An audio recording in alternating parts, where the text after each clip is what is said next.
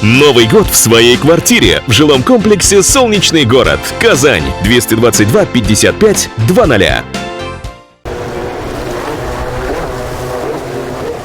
Мотоспорт, серфинг и горнолыжный спуск. Также серферы, можно сказать, занимаются сразу тремя видами спорта одновременно. Сложности добавляет и общий старт. Без падений не обходится.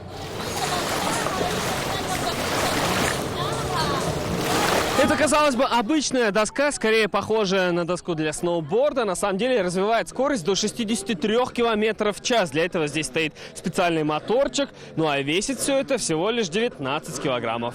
А потому справляются с ней и девушки. У них отдельный зачет. Директор гонок живет на той же улице, где и я. И как-то он сказал, что нужна девушка, которая попробует себя в мотосерфинге. И я сразу сказала: я. Мой отец всегда хотел мальчика, и поэтому я всегда занималась то хоккеем, то футболом. Вот теперь серф. Кстати, тоже в этот вид спорта из хоккея, правда уже мирового уровня, из НХЛ, пришел Петр Пруха. Говорит, здесь безопаснее. У меня были травмы, и нужно было беречь себя, но без спорта я не мог остаться. Вот выбрал мотосерфинг и наслаждаюсь этим.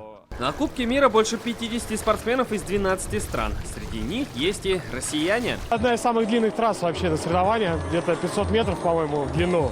То есть ты там за 10 кругов это 5 километров проходишь, с учетом, что тебе постоянно надо поворачивать, сесть, пересесть, то огромная физическая нагрузка. Увидеть в деле джет-серферов можно и завтра. Нас ждет финал казанского этапа Кубка мира. Заезды весь день. Вход свободный. Салават Ахмадуллин, Марат Зайдуллин, ТНВ, Казань.